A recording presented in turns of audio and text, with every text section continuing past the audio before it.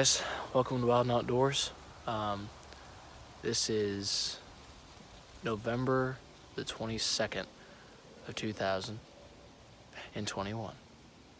So, I haven't been out in about a week because last week ago from today, November 15th, I shot my first buck. So, it's about time, I must say.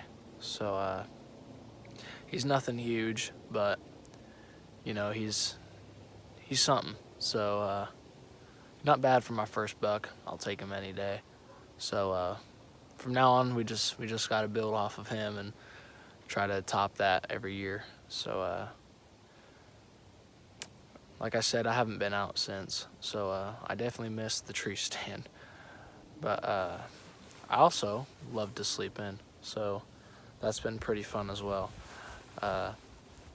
Only shooting does tonight, just because you can only get one buck in Indiana. So it's about 4:42 or something like that. So I am getting in here a little late, but that's not really that big of an issue because last week when I shot my buck, I got in the stand even later. So I got in at probably about 4:55, something like that, almost 5 o'clock. So I was in there pretty late, but it was a good half an hour hunt. So I shot him about 5:25. So that worked out perfectly. I didn't sit in there too long, freezing my butt off. So I enjoyed that hunt. That was probably one of my best hunts. So I have pretty good action on this camera, to say the least. Probably the most action, I'd say, on the property, as far as I know of, or at least that I have on camera. But then again, I only have 2 cameras out, so. But a lot of does have been coming in here in the mornings and in the evenings. And when I say morning and evenings, I'm not talking like 1 or 2 in the afternoon. I'm like perfect hunting times. So hopefully something stops by me tonight. But I'm shooting the same gun that I shot my buck with, which was a CVA Optima 50 cal muzzleloader. So when I shot that buck, actually, he ran about 60 or 70 yards. So that was a very short track job, and I actually heard him crash, and I walked to him because I knew where he was. I didn't see him, but I knew where he was. So hopefully this gun does the same thing for me tonight. Put a pretty good hole in him. So hopefully I can get the job done again tonight. And so just sit tight with me, and we'll see what comes our way.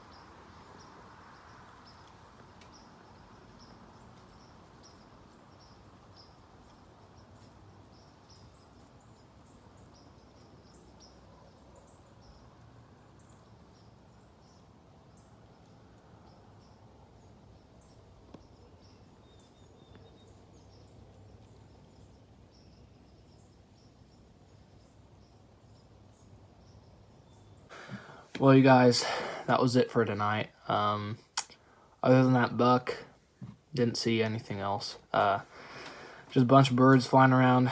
That's that buck though. He'd be a great first buck for me, but I already got my first buck, so I'm good on that.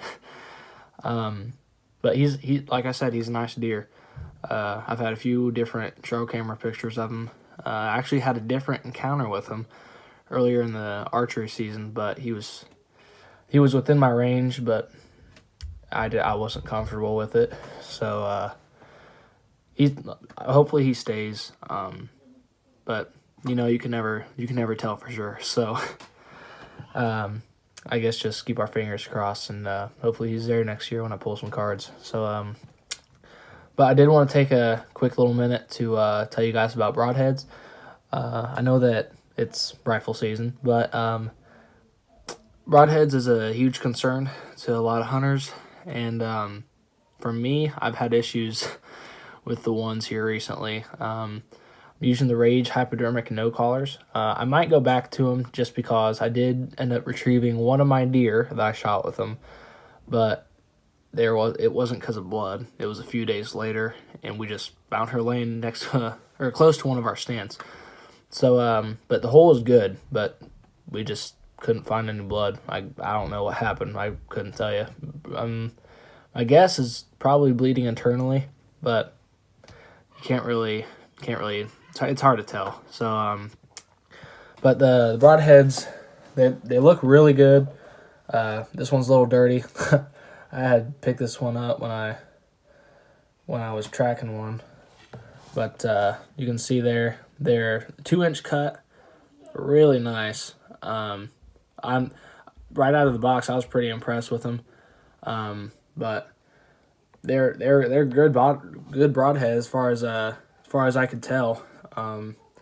But like I said, I'd shot 3 deer this year, and all were good shots. Like, they were great shots, and which should have been dead deer. But either I don't know if some of them didn't open or what, but one of them I didn't find any blood at all, which I was like, you know what? I feel like these broadheads are better than what I'm seeing on this one, so I'll give it another go. And again, another great shot.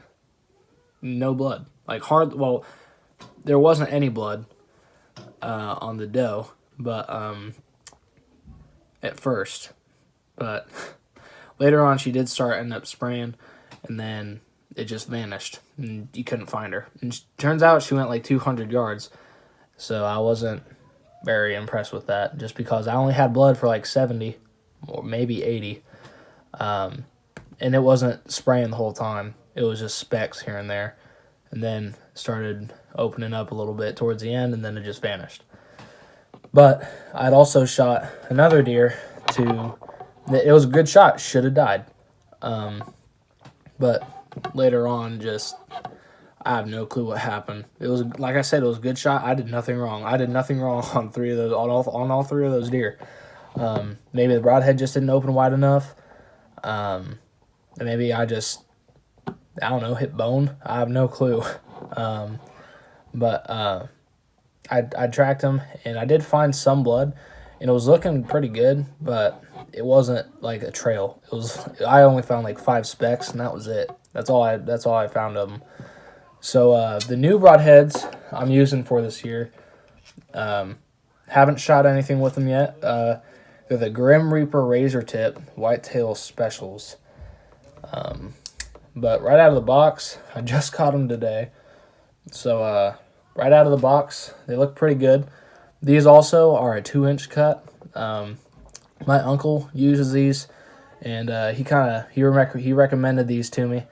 And I remember I shot one of my first bow. Actually, yeah, my first 2 bow kills were with the Grim Reaper. So but they're no collars, so I don't like using collars just because I don't like the hassle of always having to buy more collars. So the ones without collars are the best, that's for sure.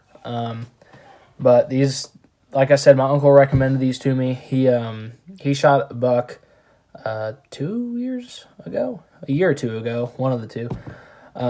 He shot a nice 8-pointer, and he opened up really good, and it was a good shot. They're big open channel, so.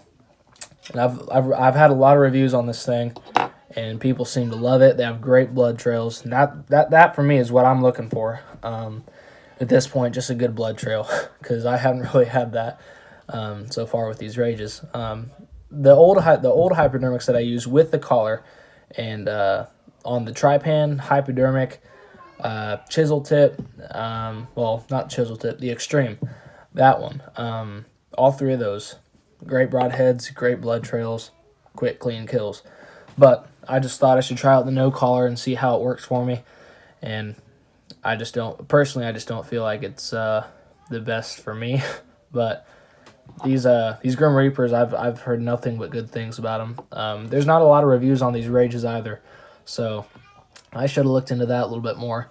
But I've always been a fan of Rage, but the no collars are probably not the best option for me.